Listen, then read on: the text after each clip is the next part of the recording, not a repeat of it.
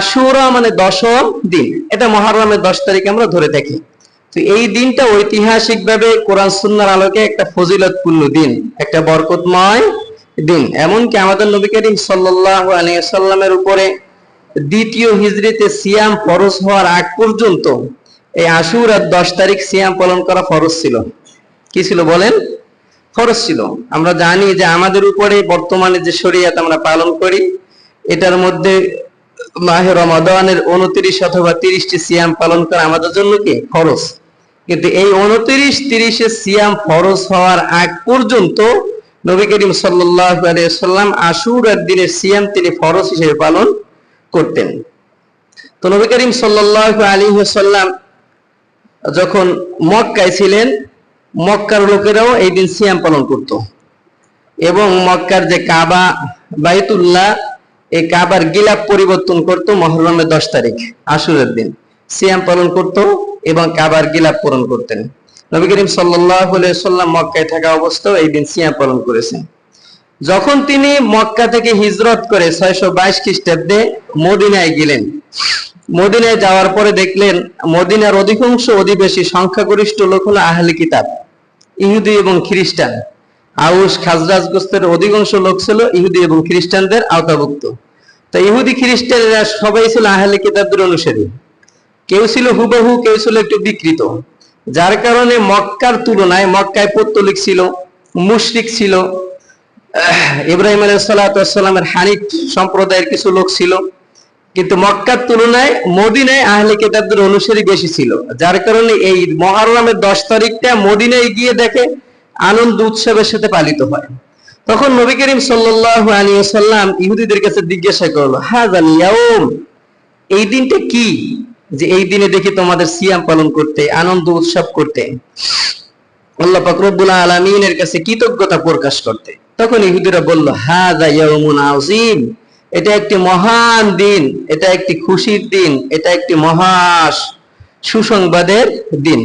তখন বলল যে এই দিনটা হলো আনজাল্লাহু মূসা ওয়া কওমিহি, আল্লাহ পাক রব্বুল আলামিন মূসা আলাইহিস সালাতু ওয়াস সালাম এবং তার কওমকে, বনি ইসরাইলকে এই দিনে মুক্তি দান করেছেন।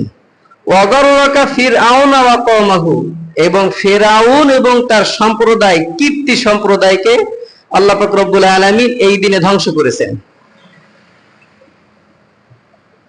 ফাসামা মূসা শুকরান, তো মূসা আলাইহিস সালাতু ওয়াস সালাম কৃতজ্ঞতা স্বরূপ এই দিনে তিনি সিয়াম পালন করতেন।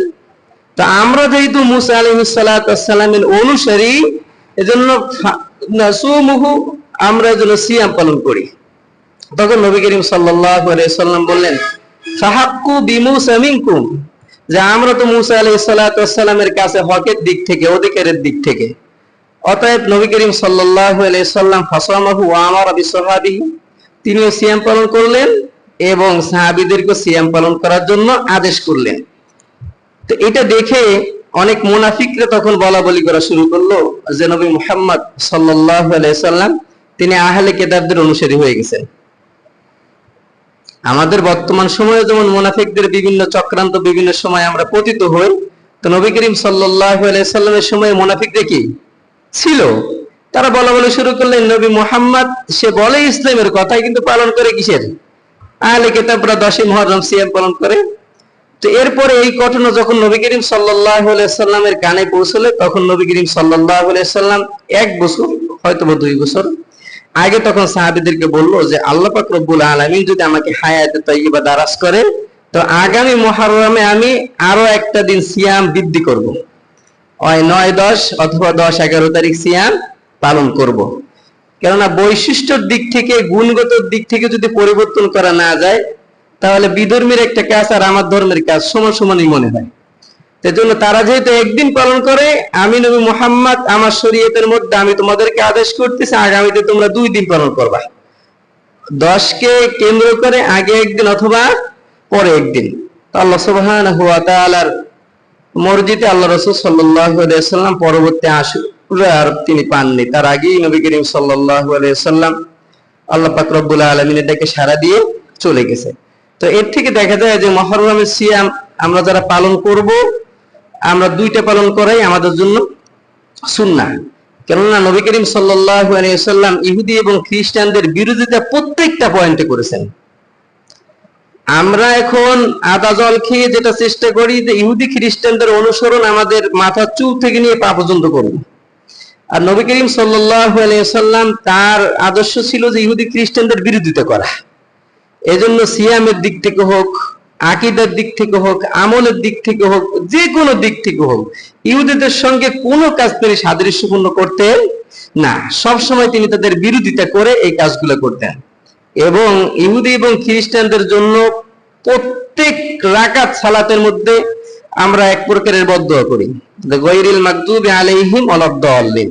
আল্লাহ তুমি আমাদেরকে আগের যে আয়াতগুলো বলি, ইহদিনাস সিরাতাল মুস্তাকিম সিরাতাল্লাযিনা আনআমতা আলাইহিম, আল্লাহ তুমি আমাদেরকে সহজ সরল একটা পথ দেখাও, যেই পথে তুমি নিয়ামত দান করেছো।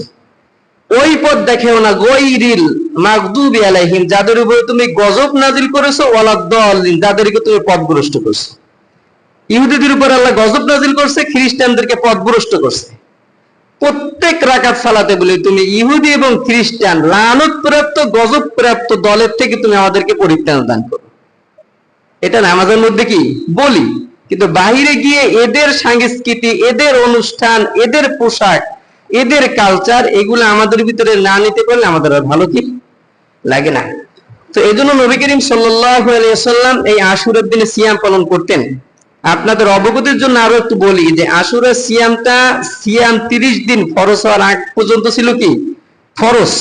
দ্বিতীয় হিজরিতে সিয়াম ফরজ হওয়ার পরে আশুরার সিয়াম হয়ে যায় ঐচ্ছিক বিষয়, নফল পর্যায়ে। যদি কেউ পালন করে তিনি অনেক নেকি পাবে। কত নেকি পাবে? নবী করিম সাল্লাল্লাহু আলাইহি ওয়াসাল্লাম বলেন তার 1 বছরের সগীরা গুনাহ আল্লাহ সুবহানাহু ওয়া তাআলা মাফ করে দেবেন। এই আশুরার সিয়াম সম্পর্কে রাসূল আরো একটা হাদিস বলেন, আফদালুস সিয়ামি বাদা শাহরি রমাদান সিয়ামু শাহরুল্লাহিল মুহাররম। রমাদানের সিয়ামের পরে সব থেকে মর্যাদাপূর্ণ সিয়াম হলো শাহরুল্লাহিল মুহাররম। এই মুহাররমের যে সিয়াম পালন করি, এই সিয়ামটা ইমাম নববী রাহমাতুল্লাহি আলাইহি তিনি বলেন, আফদালুস সিয়ামি বাদা শাহরি রমাদান শাহরুল্লাহিল মুহাররম ওয়া আফদালুস সালাতিল ফারিদা, ফরজ সালাতের পরে সর্বোত্তম সালাত হলো তাহাজ্জুদ সালাত। ফরজ সালাতের পরে সর্বোত্তম সালাত কোনটা? তাহাজ্জুদ সালাত। আর ফরজ সিয়ামের পরে ইবাদতের দিক থেকে, সিয়ামের মর্যাদার দিক থেকে সর্বোত্তম সিয়াম হলো আশুরা সিয়াম। এজন্য আমরা যারা পালন করব, আল্লাহ পাক রব্বুল আলামিন আমাদের 1 বছরের গুনাহের কাফারা দান করবেন। এক।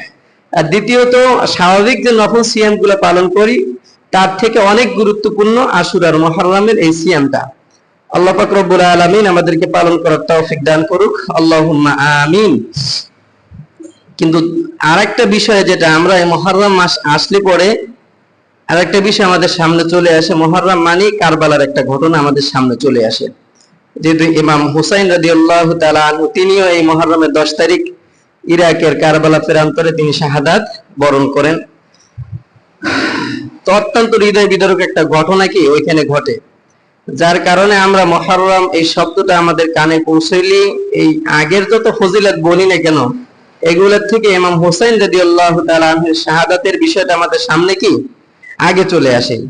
তো এজন্য আমরা এই শাহাদাতের যে প্রেক্ষাপট, যে বিষয়টা, এটা আমাদের জানা থাকলে পরে আমাদের আমলের বিষয়টা সহজ হয়।